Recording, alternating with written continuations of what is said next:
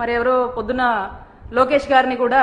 కొంతమంది విద్యార్థి సంఘాలలో కలవడం జరిగింది. కలిసి మరి మెడికల్ కాలేజ్ ప్రైవేటైజేషన్ ని మీరు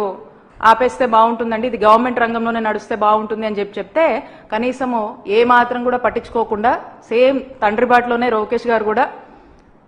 ఖచ్చితంగా ప్రైవేటైజేషనే చేస్తాము, దీంట్లో నో అదర్ ఆల్టర్నేట్ ఆప్షన్ అని చెప్పేసి ఇక వాళ్ళ మొహం మీదే ఏ విధంగా చెప్పేసి మరి ఆయన కూడా సేమ్ స్టాండ్ చెప్పినటువంటి పరిస్థితిని మనం ఈరోజు చూసాము. ఈ విధంగా వీళ్ళు ఏ మాత్రం కూడా ఈ యొక్క ఆలోచన నుంచి బ్యాకౌట్ అవడం కానీ ఎక్కడో మరి ఎందుకో కానీ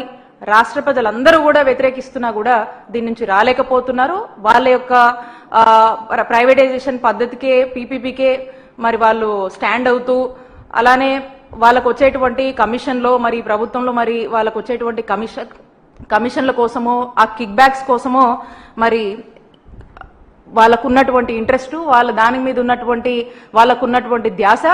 రాష్ట్ర ప్రజల భవిష్యత్ కోసము వాళ్ళకు మంచి వైద్యం అందిద్దాము, వైద్య విద్య చదువుకునేటువంటి విద్యార్థుల భవిష్యత్ కోసం ఆలోచిద్దామని ఇంత కూడా లేదనేది మనకు స్పష్టం అవుతా ఉంది.